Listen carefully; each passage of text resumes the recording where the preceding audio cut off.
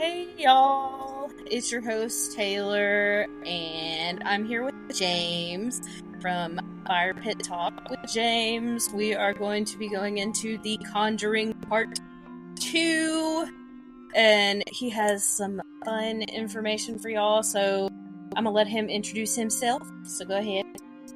I'm James, owner and host of Fire Pit Talk with James, and to start y'all off today, I have a interview with the Perrin family before the movie even happened, per request of Ed and Lorraine Warren at the time. Ooh, I like it. It is 5 minutes and 15 seconds long.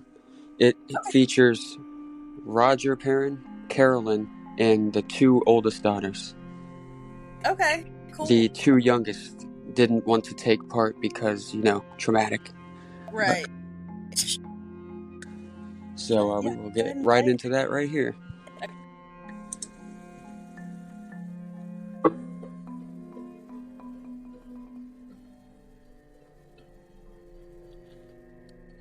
She's full of people that lived there that were not us.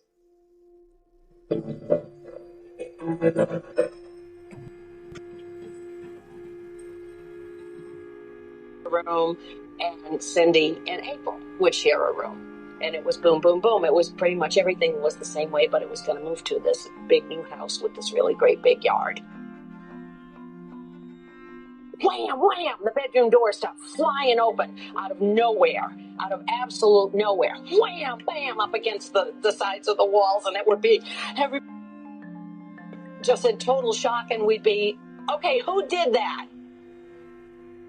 No one was thinking in terms of, oh, the house is haunted and it's freaking the animals out. None of us had even conceptualized the possibility of this, including my parents.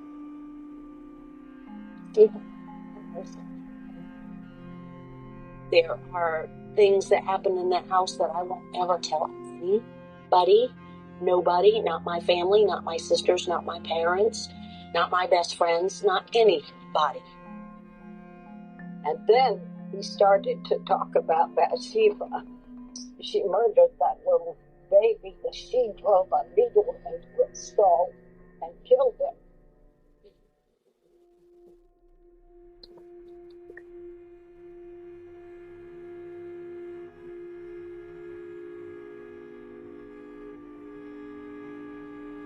She loathed my mother. She lusted after my father. Lusted. I knew then that there was something. When you're standing there and somebody runs their hand against your back and you turn around and there's nothing there, you realize that there is something going on. And at that point, I started to put two and two together with the things that were happening to my wife. My mother was never allowed to assume her rightful position as mistress of the house. That's the bottom line. We moved into that house as a mother, a father, and 5 children. And whatever the spirit was that taunted and haunted my mother so supremely over a decade was not willing to relinquish the position, essentially. What she did was treat my mother abominably. She loathed my mother. She lusted after my father. Lusted. I use that word deliberately. Was mistress here before he came. And mistress here will be a nun. Will drive you out with fiery brooms. Will drive you mad with death and gloom. If you don't leave, you will join us, because she too will be dead. There was some madness in the house, and it was a very penetrating force, and it was fighting to be the dominant force, and I think it was letting parents and children alike let it know that it wanted to be the dominating force, and I think we fought it tooth and nail for a long time, and then I guess we know who won that one, because we know who left and who's still there. reflecting about it after it was over, I didn't feel that spirits were really capable of doing physical harm to you. But I was wrong. I was wrong about that. There was real danger there.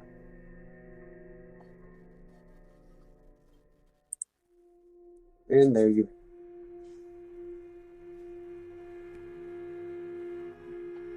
5-minute sector of real-time words from the owners themselves from when they had it in the 70s.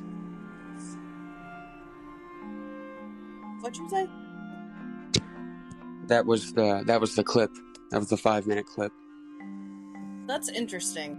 Like, very interesting. Since I'm currently reading the book. Did you hear the last part where Carolyn said word by word what Bathsheba allegedly said to her? Yeah. I thought that was pretty cool.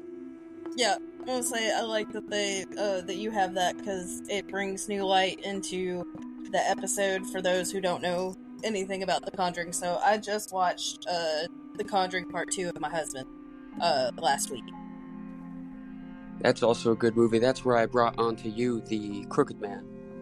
Yeah, The Crooked Man, which my husband was asking me about that. He's like, do you know anything about that? And I'm like, no. And I was like, it sounds like a British thing. And I said, but Yes. I can look it up. I was It is like, British I haven't. folklore. Yeah. So what you got for us today, James? Well, I have been doing lots of research, as seen in all the tabs I sent you. Just previously, before we even looked at this, I was on Google Maps looking at Bathsheba's gravestone.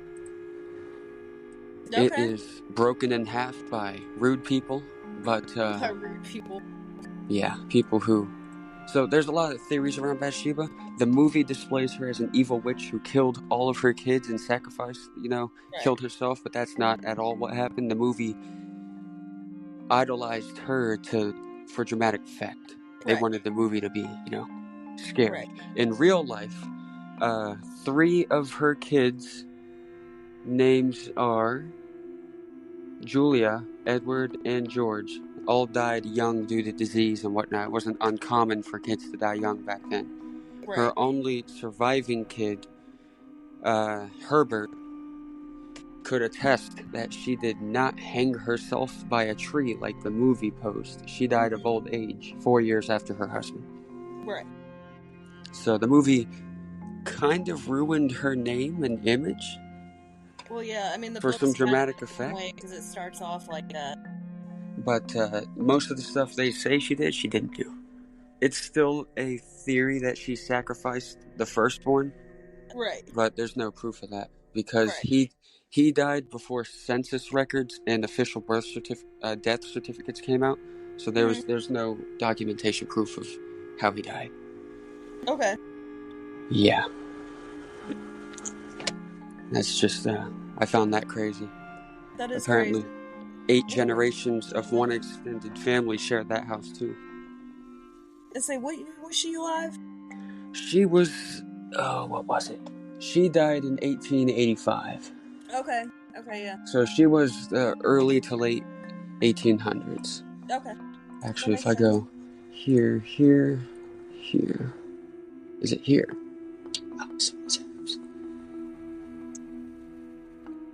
Oh, I can never find it. Where did it go? No. Oh, and the picture I showed you, the original picture where it shows the original Conjuring house when Bathsheba owned it. There's all these people in the farmland. The one picture they say is her is not her. Okay. They suspect it is because it's the Conjuring house around that time. Right. That's why they think it. But the woman in the picture is wearing a doctor's mask, apparently to cover from disease at the time. Mm-hmm. And there's just no way to prove it's her. Right. So there's speculation it is, speculation it isn't. Most people are going with the fact that it is because there's nothing proving it isn't. Oh my God, Cat. Sorry. She's like, I'm trying to keep her off my keyboard, and she's like, trying to go for it, and I'm like, stop, ma'am. She acts like she doesn't get attention, but she literally gets all the attention. But continue, sorry. Cats are so fun. I have here a list of the tragic accidents and stuff that happened on the Conjuring house that bring really? the actual hauntings. Ooh, go for it. The theory that Bathsheba hung herself by a tree is not true. Right. There was a hanging there. Someone hung themselves in the basement that burned down. Not the basement, the barn that burned down 2 years ago. Mm-hmm. But that person was way before Bathsheba.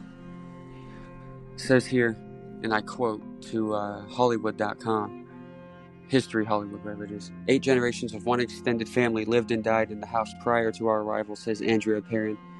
Some never left. The town's former public records book reveals that over the course of its existence, the property had been host to 2 suicides by hanging, 1 suicide by poison, the alleged rape and murder of an 11-year-old girl who didn't die at the house, so that's why it's alleged. She died in Massachusetts, so it's kind of hand in hand. 2 drownings, and then 4 men who froze to death. Okay. All on the 200 acres. So just random stuff happening. Yeah, just bad luck, essentially. Yeah, bad luck and wrong probably place, a bunch wrong of time. spirits as to why it's so haunted. Yeah. The spirit, if you were to go there and encounter something, it's probably not going to be Bathsheba. Bathsheba is not the terrifying child-sacrificing cult witch they think she was. Right. Yeah. I don't know why they had to ruin her name, but whatever gets them money. I swear to God, Cat. Nezuko, quit. And apparently, a little side thing, because I was looking up the cast and stuff, the house they built to replicate the Conjuring house was, it cost them $13 million to build. Oh, wow. Oh, yeah. It was built in Wilmington, North Carolina. That's where the set was filmed. Okay. $13 million to build a fake house. A fake house that looked nothing like the Conjuring house. No. The real Conjuring house doesn't have a second level. Right. Only the movie prop, which looks more like a Revolutionary War house than it does a Conjuring house. But, yeah. I also learned that Roger Perrin was going into financial crisis because of how expensive and nice the house was when he had bought it. So, it was originally 200 acres. He sold every bit of it down to 8 acres. So if you go to the house today, you can no longer walk the 200 original. It is now, cities and whatnot. He sold 192 acres. Wow. So that they could afford to live there until they eventually left after a decade. Yeah, right. I didn't know that. Well, I mean, they discussed that a little bit in the books. Not that he sold it. I haven't got to that part yet, but in the book, they do say that, they only paid $500 down for it, which I'll get into all that later, but it just like the price they got for it, and now everybody is trying to be like homestead type people. I'm one of them. I want like a compound and all that, but I'm like very wary of like old houses and stuff. I love old things. The only reason they were able to pay $500 down at the time was, because of, how the financial system worked back then. But then it was also because the original owner wanted it gone. Right. He did not want to be there, so he was taking any deal. And apparently, if you got to that part of the book, the house was on the market for quite a bit, and no one took it. Yeah. And then Carolyn seen it in a newspaper after a fight with her husband, and she scheduled the untimely visit and the untimely buying. Right. And that is how they got it. Yeah. I'll say I'm gonna get into all that because I have feelings about that. Yeah, I finished the book. I've ordered the second one. There's a part 2 to House of Darkness, House of Light. Okay. And I will read into that. You'll notice in the beginning, in the prologue, Andrea mentions many times that this is based on true events and there's no blemishing whatever, but half the book is based on lies and movie props. Right. She focuses in the book on how Bathsheba was, this witch, and she was a horrible person. She's murdering kids, and there's nothing said on her husband. So I guess he was just out the picture. 3 kids are dead. 1 was supposedly sacrificed. They're just ruining her name. Right. her first kid is rumored to have died of disease, not a sewing needle to the back of the skull. Right. But, I don't know, maybe she was a witch. She was tried as a witch in one of those witch trials, I can't remember which one, and found innocent. Okay. Yeah, I think it wasn't the Blair Witch, it was Salem, the Salem witch trials. Salem witch trials? Yeah. Oh, shit. She was supposedly tried in the Salem witch trials. It's not the Blair Witch one. The Blair Witch is a whole different thing. Yeah, I thought the Blair Witch She was... I watched a documentary on the Blair Witch trials. Really? That's some shaking. I know there's the Bell Witch in Adams, Tennessee, which is not that far from where I live. I'll pull it up right now. There is a documentary, like raw footage from the very first crew to go out there of the Blair Witch. They never came back. Oh. All of them are dead. Oh. Oh yeah. The film reports that footage was found in discarded cameras of 3 filmmakers who had gone missing on the property of the Blair Witch trial. Okay. They found the camera footage and they've put it together. That's how the documentary was made. I could have sworn the Blair Witch was just Paranormal Activity. It's TV show or the movie was based off of Paranormal Activity. They never really said if because I listened to another podcast called Uncle Bob's Magic Cabinet, and Lee and Lore literally sit there and cover the Blair Witch, the TV show or the movie, and the one that came out in the 90s, and the 1999 one. Huh? The 1999 one.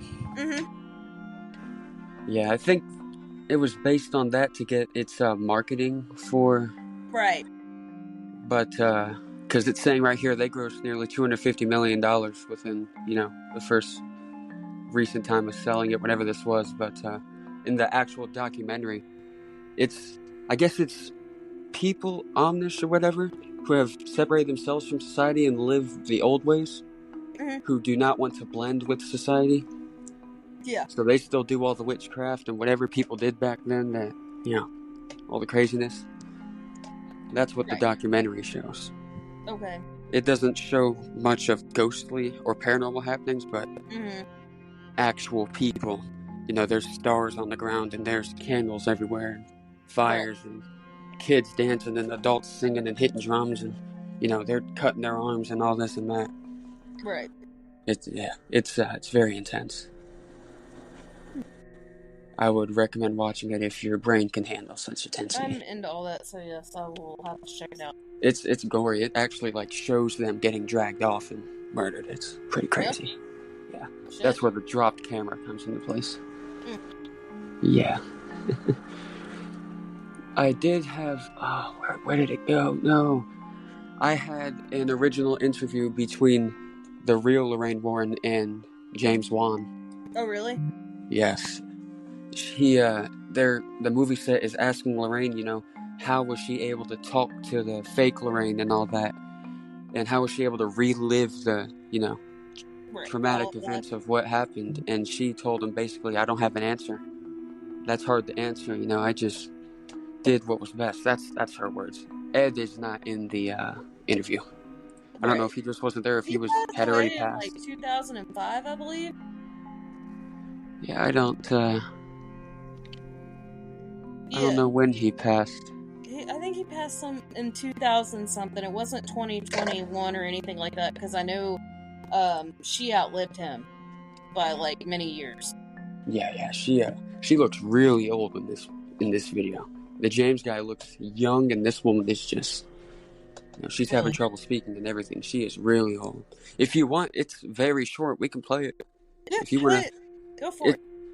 I will say in advance, her talking is shaky because, I don't know how old this woman is. She's probably 70, 80, 90 years old. Right. So, she's a bit hesitant, but it's pretty cool, actually. I'll play it right now. Okay. Congratulations. This is fantastic. And I have to ask you first, Lorraine, what was it like for you to relive this experience? You mean from the beginning? Well, basically, when James came to you and said he was going to make this film, and then the whole experience of talking to Vera and Patrick, and then watching it. Well, just to, the last time when I was out there on the coast, why I'm out here on the coast, but yes. I sat next to you. There was children coming and asking questions. At that time, I realized how I could speak to you. You know, you weren't somebody way, way, way up here, that you were a down-to-earth person that I could explain things to. Because my psychic ability, that is nothing that I had control over. I had no control over it at all. I was educated in private Catholic girls' schools, and there's no such thing as anything like this happening. And I kept going to confession. I'll go to confession and confess that I was sinning. And then I was with this Jesuit priest. Said, "It's not a sin." He says, "That's you." "Why me?" He says, I can't give you that answer. And you're never going to have the answer. "I'm never going to?" He says, "Yes, you have to. You'll learn to live with it and control it. I live with it, but you don't control it." James, for you to take on this, this story and to tell it and to have Lorraine there, wow, how amazing was that for you? It was amazing. I've been a big fan of Lorraine's for a while. Growing up, I've seen, read stories and seen, certain movies that were based on cases that Lorraine and Ed had investigated. And when the time came, when this project came along, I had just finished Insidious, and I wanted to get back into studio filmmaking. And this was like the perfect project for me to get back into it with. The chance to take what I've honed over the years as a filmmaker and bring it to this particular movie and to do justice to the story of the Warrens and also the parents as well that are the other set of family that are involved in this film. Was there ever a time where you both decided you wanted to go back to that house? The real house? Mm-hmm. Not with me, no. When I was involved, it follows you. What was there follows you. It was very negative. Very, very negative home. It really drained everything out of you to go in that house. Yeah, it was less scary to just build a set of the house. Mm-hmm. Your casting, phenomenal. Really, like Lily, boy, did she ever take a beating. Vera, to play you, how much time did you spend with Vera and Patrick, I guess, to just, let them know what was really going on in yours and Ed's life? You mean why we were investigating, or? Oh, no. When Vera and Patrick were cast. Oh, you obviously had to spend some time, and how did you, fill them in on what happened and get them to really know how you felt and what you went through? You had to have been a huge help to them. Well, I don't know how to really approach that. I really don't. I don't have the answer for you on that. You have to help people to understand things. You have to do it in pieces. Like you were for a child, like you were trying to explain something to a child, because the normal person. Imagine going through this. Mm-hmm. Just imagine going through it. It's horrible. It's very, very terrifying. And that house was very, very bad. It was bad. That is her little piece on it. Right. You'll see. That was cool to hear from her. That was another little video I had found. Raw footage. It's not, set up or mixed with other videos. That's an interview with her and the producer before it's created, like as they're doing it. It's pretty cool. Okay.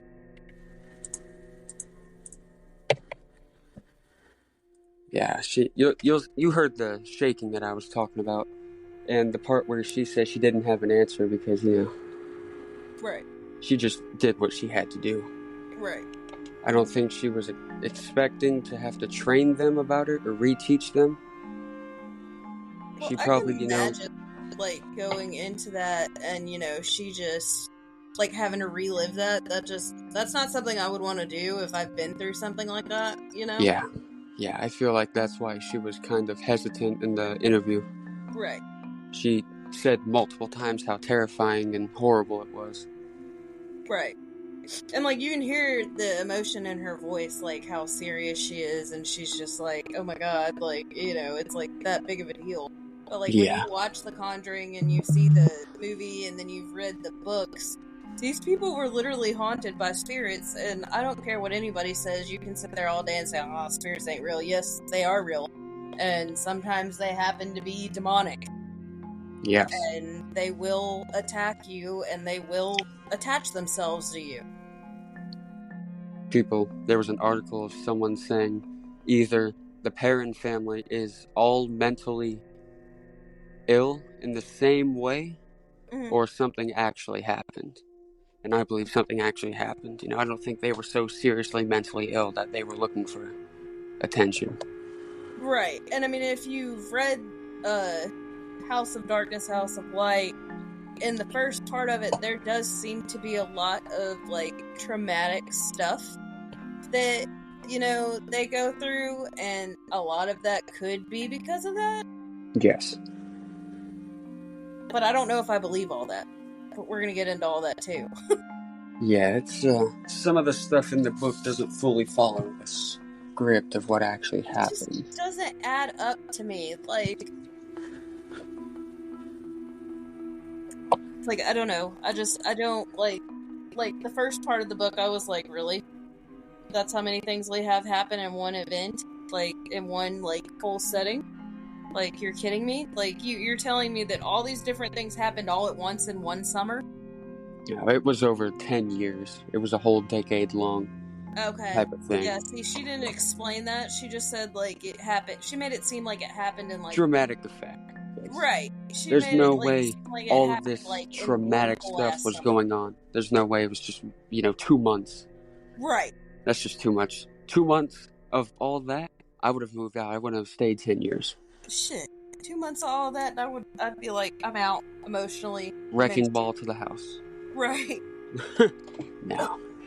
Like, yeah, I don't want to do this anymore. I don't want a life anymore. I found it kind of odd how Andrea, the daughter, when she wrote the book, she didn't refer to them as my mom or dad. She used their names. I don't know. To me, that's odd.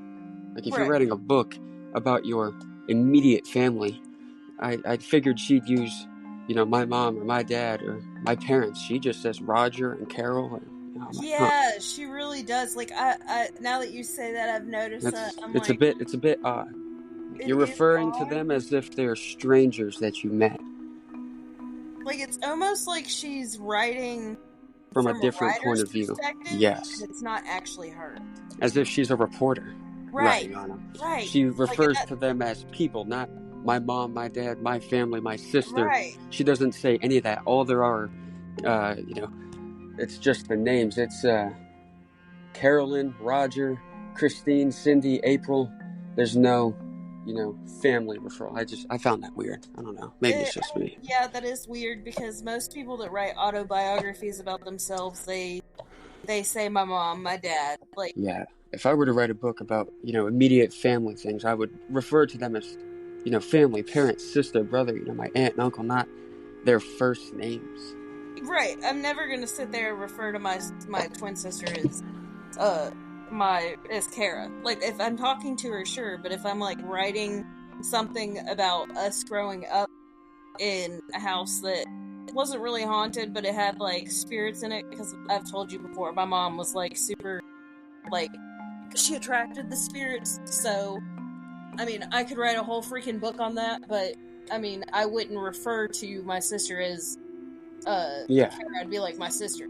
Yeah, it's a bit odd, and another thing I found odd is, I feel like the book is written in perspective of the parents, and not so much the kids. Right. Everything she writes about so far that I've seen is parental decision. I'm not seeing much about, her siblings, and when she does bring them up, she brings them up by first name and, you know, their thoughts on the house and this and that. It's not really from Andrea's point of view. No, it's like she It's removed like herself from the situation. it's like she was a documentary crew watching the family and reporting from that point of view. It doesn't really seem like it's coming from her experience.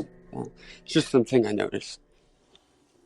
Right, and I'm like currently at the part where, you know, they're walking around the house and they just toured the house and they brought Roger with and they're talking about buying it. And it's like, how do you know everything your parents talked about?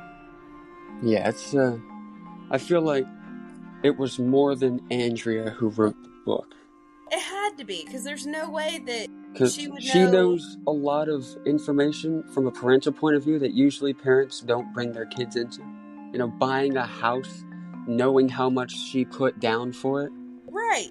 There's just kids, I don't even know how much my mom and dad put down for the house they moved into last year. You know? Like, that's just not information a young child should know. Right. All you gotta know is you're moving into a new house, new people. Right. Well, I mean, like, if you think about it, like, any child that goes through something like that, they're not going to know what their parents' decisions they make. I mean, my 2-year-old doesn't know what decisions Jordan and I make together. He's not going to know. He's just going to know, hey, this is what we're deciding. So that's why I'm like, where are you getting your information, ma'am? Yeah, I feel like the parents were in on it. You know, for her to be able to describe the fights her parents went through, the decisions they made, the newspaper that had the article in it, the realtor who, you know, it's just, I don't know. There had to be more than just Andrea.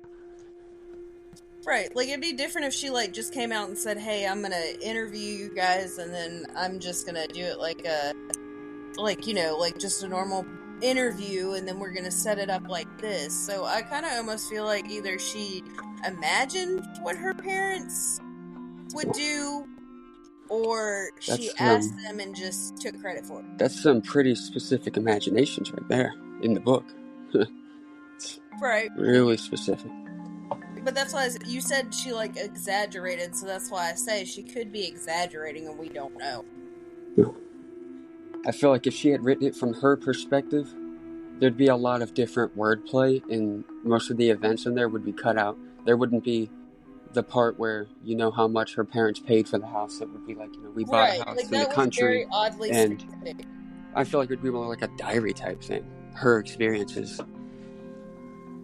But then, like, on top of that, she was even just, like, talking about how, you know, like, how much was in their bank account. Yeah, and that's all that. And I'm like, how do you know that? You know, unless her family was really believing and being open. I don't know. I mean, I don't think so, but, you know.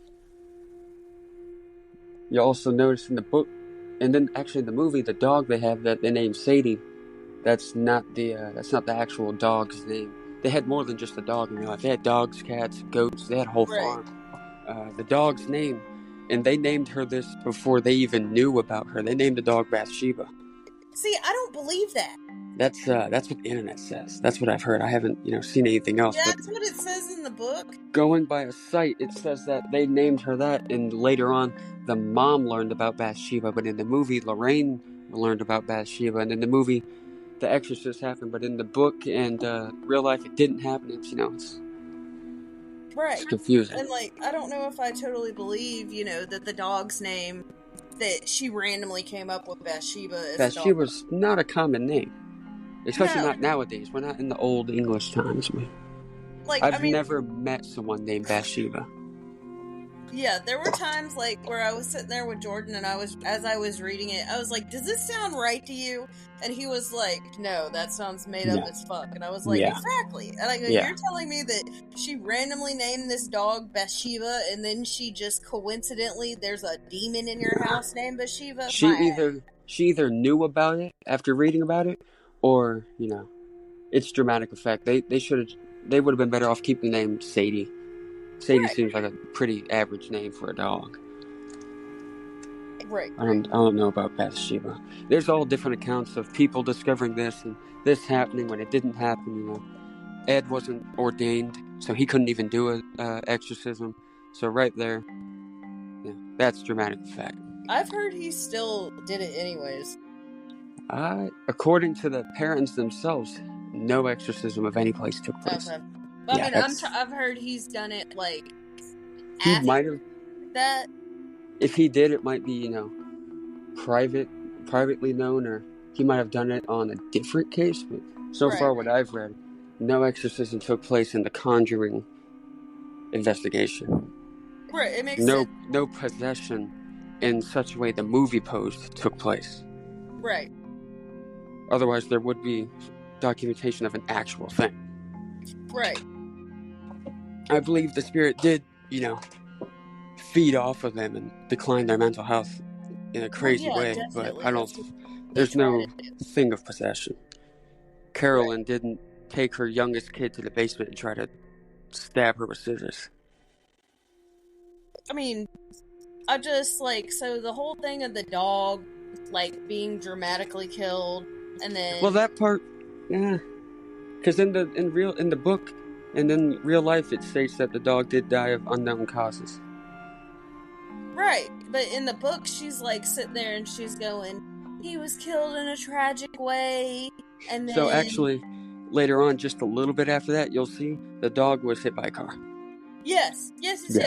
That's what I'm talking about. And that's the tragic thing. That's what led her to her depression stage. And apparently some kids had dragged the dog out. It got off a leash, and then she wanted revenge on these people, She beat the kid. But then, like, say, like, when they go on vacation, that they come back, and the cats are all dead, or they're gone, or that's some when shit. She claimed that a group of neighborhood kids who had lost control killed her cats and broke in, and that's when she got revenge and beat the leader. Right. That's not brought up in the movie. There's actually no cats whatsoever in the movie. Right. Why did they leave that out? Right, and that's if you're gonna make a movie based off of real events, you gotta use the real events.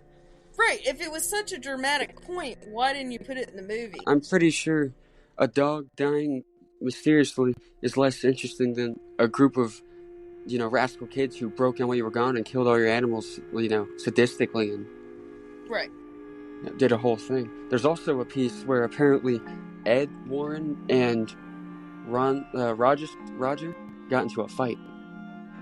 Like, in the movie, none of that happens, but in real life, when Ed wasn't doing what Roger wanted to fix the problem, him and Roger, boxed it out. Like, they hand-in-hand fought. Oh, wow. Oh, yeah. They don't have that in the movie. In the movie, it's an exorcism, and it's Roger yelling at Ed, but in real life, they duked it out. It was pretty crazy. I learned that from Daisy Egan in Strange and Unexplained. Credit to her. Mm-hmm. She has an episode on it. Okay.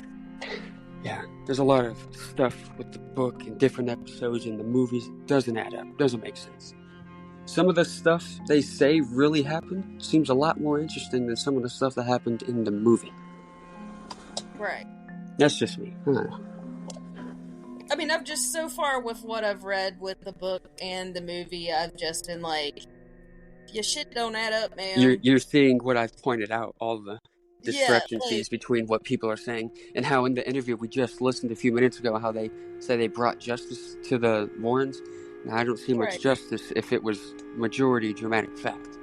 Right, like, she contradicts herself almost. Yes.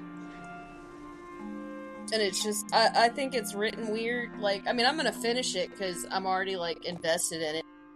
But it's just, I don't, so who the fuck, I'm just gonna go on a tangent for a minute, but who the fuck sits there and goes, I'm gonna take $500 from my account, not tell my husband, and put a down payment on it? That's called divorce. Yeah, and not to mention that house was $1 million, well, in today's money, it's $1 million house. Right.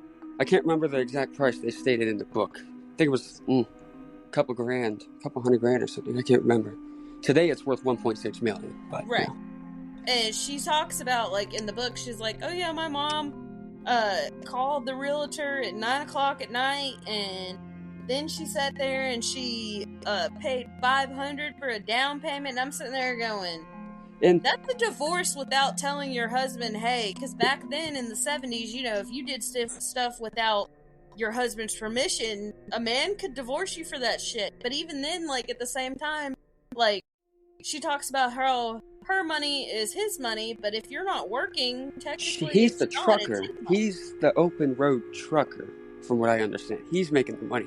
And even then, they can barely afford to move. She states it many times. Right. She's like, you know, I think it was either in her head or she was talking to her neighbor or something. She was saying One how of her this, best friend. she was saying how it isn't a feasible move because they're financial, but, Right. you know. Like, they Why had a would you whole do it? ass conversation about it, and then he goes to wherever the fuck he went, and she's like, ooh, I'm gonna take all our life savings and put down payment on a house that my husband knows nothing about. Like, yeah. $500 today isn't much, but back then, you know, you could feed a whole household on that for a long time. Because prices were much different back then. And she went, snatched that at the bank and paid it. And what's funny is Andrea recounted word for word what happened between her mom and the realtor, but Andrea wasn't there. right. And So that's how another does she thing. know all of that? I mean, I'm not saying it didn't happen. I'm just saying, Oh, like, it probably happened, but she should have. You know, credit the people who were actually there. Yeah, like, just. I'm credit sure the people Andrea who wasn't were there supposed to have it. making money moves on a realtor to get a farmhouse. Right. Like, I mean, she could have just said, yeah, no, I interviewed my parents before any of this happened, so this is what I've found. And simply done that, and I think everybody would have been cool with it, but instead, she's replaying it like she was the mom. She's word for word as if she was the parent taking the money and paying for it. Right. And I'm just like, dude, what the hell? How do you know what conversations your parents had? How do you know what the realtor and your mom said? You don't, because you're, like, how old was she when all She this was a elementary school kid. Right, so you're telling going me into middle school. Middle school, elementary school, whatever. You're telling me you know every, like, intimate detail about your parents? Absolutely not. No.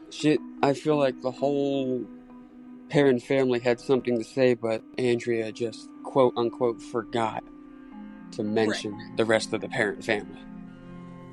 But it also shows, like, their issues. Like, you can tell, like, that her dad and her mom have issues, and it's very apparent, and she says what she says, and it's just like, okay, so you feel some type of way about your dad and how he treats your mom. Yes. But that's just me. Like, I don't know any sane person that's married currently that would take $500 and just be like, I'm not going to tell my spouse and go put this money down. My husband today, good luck taking $500 and putting it down on anything with the prices. Right. That'll get you a bag of groceries nowadays. I go into a grocery store today and I buy, 5 to 10 items and it's $200. I'm like, Jesus. Like, $500 is a lot of money. Yeah. I don't care what era, day, age we're in. $500 is a lot of freaking money. I'm pretty sure that taking money and not telling and making a major purchase is grounds for you're done. Yeah, that's called divorce. Canceled. Dishonesty. That's wild. I just know I would be murdered if I spent that amount of money without telling my husband. He would just be like, what? And, like, kill me. I'd be dead. Like, my sister would be covering me on my own podcast. And I say that all the time. I'd have to learn the difference if you're twins. Are you, like, legit twins? Like, same facial, like, everything type twin? Or just, like, born at the same time twin? Right. Oh. So what else you got? Or is that it? Well, I mean, time is a crunch. But, the last part I wanted to read to you is the origin of the Crooked Man. Okay. It is not an actual dude that existed or ever existed. It is not a figure of a ghost that existed. It is a poem with a drawing that took off in the 20th century, and someone decided, hey, this will make a great, horror thing. Okay, so it is a 4-line poem. It says, there was a crooked man, and he went a crooked mile. He found a crooked sixpence against a crooked style. he bought a crooked cat, which caught a crooked mouse, and they all lived together in a little crooked house. Okay, so it's like... That is the Crooked Man origin. It is a rhyme recorded by James Orchard Hollowell in 1842. Okay, so it's almost like urban legend. Yes. Yes.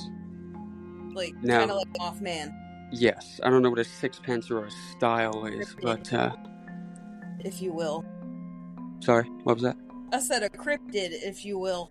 Yes. Yeah. The picture of the Crooked Man is basically, you know... Do you know what the Slender Man is? The tall, skinny figure. It's basically him, but, you know, with a suit and a hat on and a cane. And he has a face.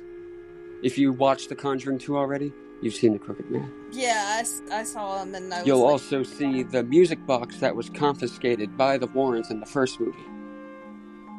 That's another thing. It appeared in the first movie, though? Yes, it's in the first movie. That's what brought it to light. It was the gateway device that showed Rory, the supposed child Bathsheba murdered, that didn't murder. That's just dramatic fact.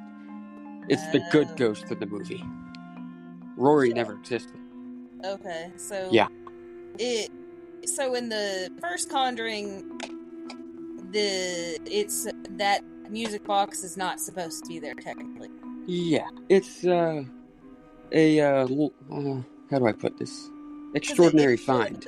Lorraine is very interested in it. Lorraine uses it to see Rory, then she uses it to see the vision on the lake, and that's the toy is also how she sees Bathsheba supposedly hanging from a tree. Yeah. Yeah, she took it with her, which leaves many to ask, how did it get in the second movie all the way over in England? Right. Something doesn't add up. Maybe either, you know, it is a crazy demonic thing that, you know, appears places, or there's just many of them and they happen to have a copy of it. Right. Or it's just a continuity error on their part. That too. Or they could have just moved it around the movie and it never actually existed in The Conjuring, but it's something they put in there. Right. Then it's probably actually that. That makes more sense. I mean, it could be a continuity error, but like if you've like watched, I don't know if you've watched AMC Interview with the Vampire that just came out. I did not. Oh my god, it's so good. But anyways, if you've read the books, then it takes from Interview with the Vampire, Lestat, and Queen of the Damned. Damn. So I will have to go watch that episode of your episode. Like as soon as we get off this podcast, I was talking to my husband about it because I'm currently reading the Vampire Lestat. I'm almost done with it, and I was like explaining all the differences between the book and the AMC show. And he was like, okay, we have to watch Interview with the Vampire now. You're making me want to watch it again. And I'm like, dang. Like, the guy that plays Lestat, he's so good. Like, his acting is on point. Dang. But that's like a whole nother episode. Because that's what I covered last week, was Interview with the Vampire. Nice. Yeah, so like, I think the things that bugged me the most about the book bases off of The Conjuring, like, there's a lot of, like, errors as to why, like, so the dog, which makes it look like there's this whole event of stuff that happens all freaking the whole time. Yeah, I hate how uncoordinated it is. Nothing really adds up to anything. No, like, there's no real timeline. They just say it happens in one summer. Yeah, it's, And I'm just like, that's not it's a bit different. Like, but I don't think we'll ever get the actual accurate timeline besides what you can piece together off Google. Right. Because that won't bring them any money, you know. Right, but what also bugged me was the fact that she named her dog Bathsheba, supposedly. Yeah, that's supposedly before finding out that coincidentally a Bathsheba lived there. Yeah, right. No, and I'm like, nah, y'all got me fucked up. That's incorrect. Yeah. In the movie, it shows Lorraine was up all night listening to that recording and reading, and she figured out who all died on that property and who owned it and all this and that and all the tragedies. But in the book, and in real life, Carolyn learned it. So you know what? It's hard to decipher who actually did what. I'm just going to go out on a limb and say Lorraine probably found I feel like Lorraine was the big dog here. She probably stayed up all night doing research while the family was being terrorized, you know? Right. Yeah. I mean, because Lorraine was also, like, super involved in The Conjuring. Like, when I don't think she was the money hunt. I feel like she generally wanted to try to fix it. I mean, but she could lie, too, but still, like, she's an older lady. I seriously doubt she has anything to lie. I don't think she needs the money. I think she's doing pretty well.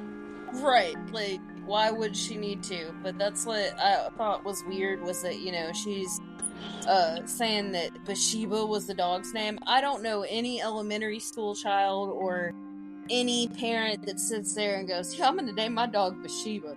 Yeah, I've never even heard of the name. I've never met anyone with that name, so I feel like it's a old-timey name. Right, like, this name sounds cool. No, the fuck it doesn't. Where are you possessed? Sounds bewitched. Yeah. I just, it bothered me, and I was like, yeah, no, that's incorrect. I was like, if the first book bothers you, you're gonna rip your hair out for the second book. It is also written in the same form as the first one by Andrea. And there were like 5 books. I think there's only 2. I think it's only 1 and 2. I think people started to realize how, weird it is. And dude, she wrote so many books. Like, I was looking. She might have written different, like, she might have told me about it, and I was just like, how many fucking volumes do you need? It's weird. It's wild. It was written in such a way that probably didn't need to be written. She should have gave credit where it was due, but here we are. Right.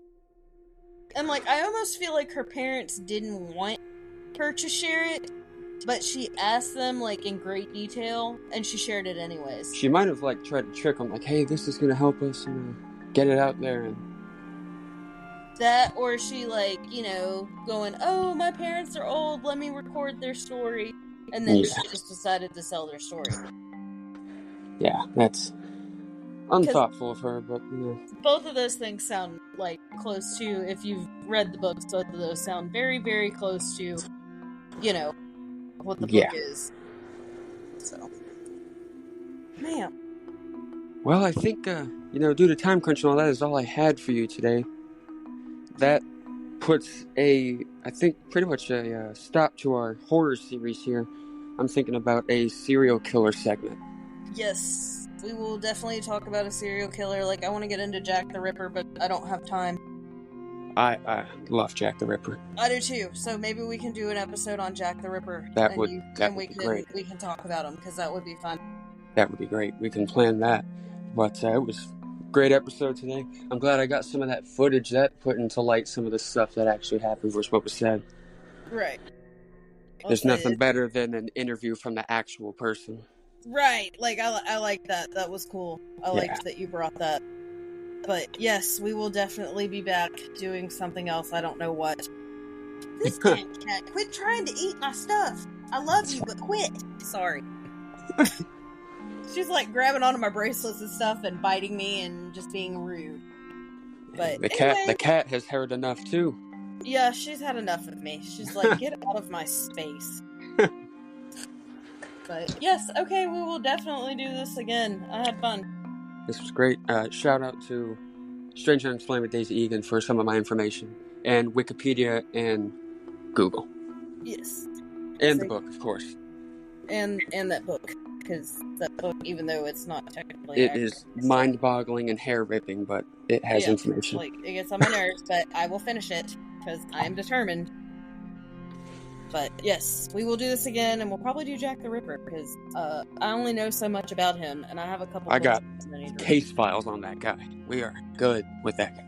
Okay, cool. Alright, well, this has been the episode of Spooky Mama Podcast, The Conjuring Part 2. Keep it spooky, but not so spooky that you sit there and you lie about your whole family experiences being involved in The Conjuring, and lie about Ed and Lorraine Warren.